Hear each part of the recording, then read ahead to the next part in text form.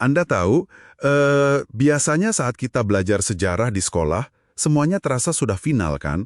Kayak semen yang sudah kering gitu. Betul, susah diubah lagi. Nah, tapi hari ini di Deep Dive kita bakal membedah setumpuk dokumen yang berani menantang itu semua. Mulai dari buku teks sejarah Anda sampai teori sains arus utama kayak evolusi. Tapi sebelum kita mulai, saya harus tekankan ini secara mutlak. Iya, ini penting banget untuk disampaikan. Betul, kami berdua di sini tidak mengambil sikap atau mendukung klaim-klaim radikal di dalam teks ini ya. Kami murni hadir sebagai pemandu Anda untuk melaporkan dan membedah gagasan ini secara objektif. Tepat sekali, karena materi yang kita bahas ini memang sangat kontroversial. Ya, karena misinya lumayan gila. Kita akan menyelami argumen sumber yang menyatakan bahwa Nusantara itu sebenarnya adalah epicentrum peradaban maju dunia dan sumber dari ajaran dharmik original. Dan argumen ini pada dasarnya mencoba membongkar total fondasi pemahaman sejarah kita. Oke, mari kita bedah ini. Coba bayangkan Anda dipaksa pakai kacamata buram seumur hidup. Kacamata yang bikin Anda melihat sebuah istana megah itu cuma sebagai tumpukan batu bata berserakan. Analogi yang pas. Menurut dokumen ini, label-label sejarah dari era kolonial seperti animisme atau dinamisme itu fungsinya persis seperti kacamata buram tadi. Oh, sebuah distorsi gitu? Iya, tujuannya untuk mereduksi teologi kompleks dan memutus hubungan bangsa kita dengan akar spiritualnya.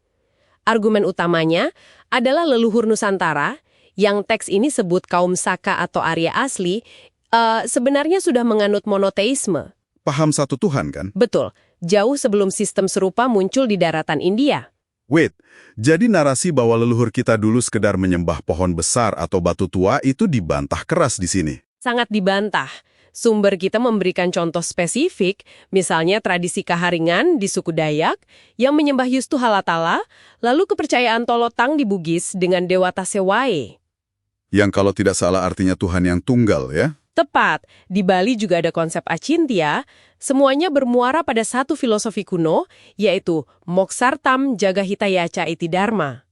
Oke, jadi tujuan Dharma itu bukan cuma ritual mistis belaka? Bukan sama sekali. Tujuannya untuk mencapai kebebasan spiritual atau moksa, sekaligus kesejahteraan jasmani di dunia.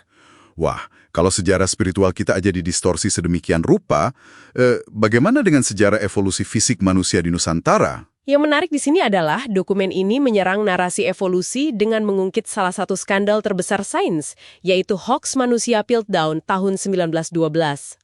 Ah iya, yang ilmuwan menggabungkan tengkorak manusia modern sama rahang orang utan itu kan? Benar. Giginya bahkan dikikir manual supaya terlihat seperti manusia purba yang primitif. Dan gilanya, kebohongan itu dipercaya dunia sains selama 40 tahun. Jadi apa arti dari semua ini? Nah, kalau Piltdown itu alat propaganda untuk melabeli peradaban awal kita sebagai makhluk primitif, alat batu yang ditemukan di Sangiran membuktikan sebaliknya. Maksudnya, alat batu itu menunjukkan kecerdasan tinggi. Tepat sekali. Kapak genggam di Sangiran itu bukan sekedar batu dipecah ke tanah.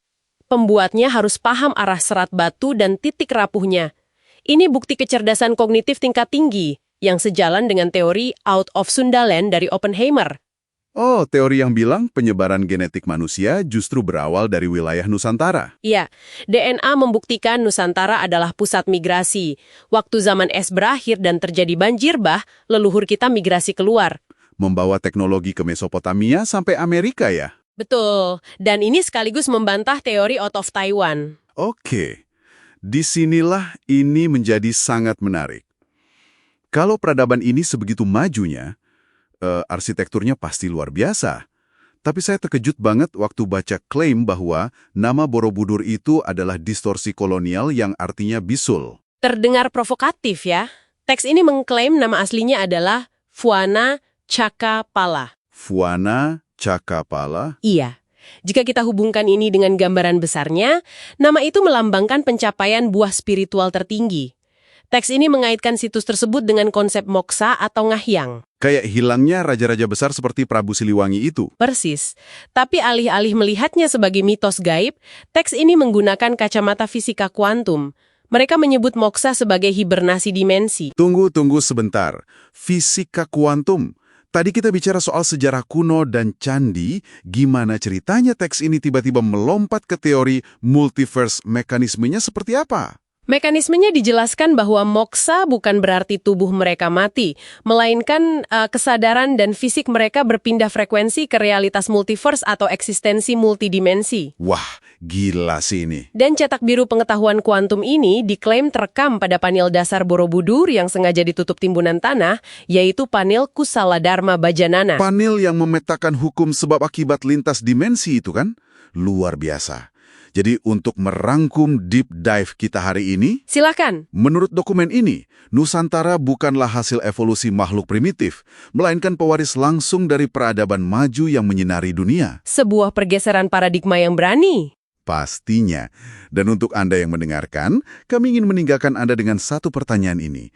Jika fenomena moksa dari para pemimpin masa lalu kita memang terhubung dengan teori multiverse dan kesadaran kuantum, Ya. mungkinkah jejak terbesar dan paling canggih dari peradaban kuno ini sebenarnya tidak hancur atau terkubur di dalam tanah, melainkan masih ada dan beroperasi di dimensi lain yang beririsan langsung dengan kenyataan kita saat ini?